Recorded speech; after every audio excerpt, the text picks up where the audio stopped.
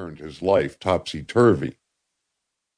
Since her advent he had dreamed only of dark eyes and darker hair and crimson lips. He had rehearsed eloquent and irresistible speeches, only to have them die on a tongue which swelled painfully and clove to the roof of his mouth when he essayed their utterance. Then had come an inspiration. The stirring narration of how the Newmarket cadets had charged the Northern guns was to have been his cue, carrying him with the momentum of its intrinsic heroism over the ramparts of tongue-tied shyness. That was what he had essayed this morning, aided and abetted by the tuneful fragrance of June in Virginia. The stage had been set, his courage had mounted, and before he had reached his magnificent peroration, she had laughed at him. Ye gods! She had affronted the erstwhile Confederate States of America, and his spirit was galled. Suddenly conscience looked up and met his gaze penitently. It was a change from mockery so swift and complete that he should have suspected it, but he saw only a flash of sun through dark clouds. "Do you like poetry?" she abruptly demanded. "Like poetry?" Again the boy's countenance needed a twinkle of merriment to redeem it from a too serious acceptance of self. "Not to like poetry, if it's real poetry, is simply to be a plain clod." He spoke with an oracular and pedantic assurance which challenged the girl's mischief afresh. "Shall I recite you something?"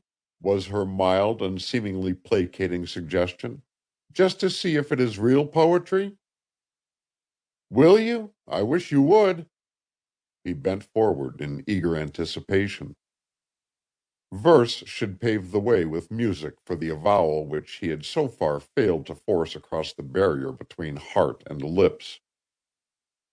She rose from the hammock and stood beside one of the broad veranda pillars, very straight and slender and flower-like, with the June sun on her hair. Stuart's heart was conscious of a sudden glow.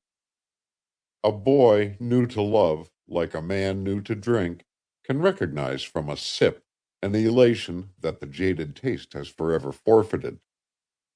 Then, in a rich voice with a slightly exaggerated elocution, Conscience began: "Up from the meadows, rich with corn, clear in the cool September morn, the clustered spires of Frederick stand, green walled by the hills of Maryland.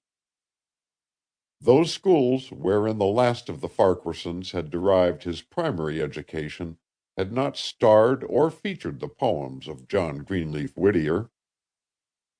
Stuart's eyes dwelt devouringly on the elocutionist, as yet unruffled by suspicion.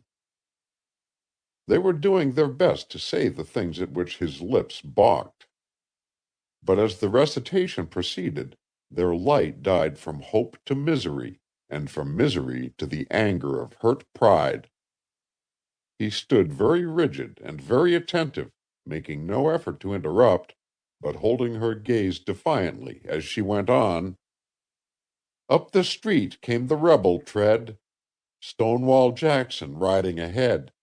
Under his slouch hat, left and right, he glanced, and the old flag caught his sight." At these lines the boy flinched, but still he said nothing. Like a soldier who stands at attention under the threat of a firing squad, he listened to the end, or rather to the stanzas which recite: "Shoot if you must at this old gray head, but spare your country's flag," she said. A flush of manhood, a look of shame, into the face of their leader came. That was too much. The man of whom these impious words were spoken was that gallant knight, without reproach, whose name is hallowed in every Southern heart. Very slowly Stuart Farquharson raised his hand. "I think," he announced with a shake of repressed fury in his voice, "I'll have to go home now. Good afternoon." "Then you don't like poetry?" "I don't consider that poetry."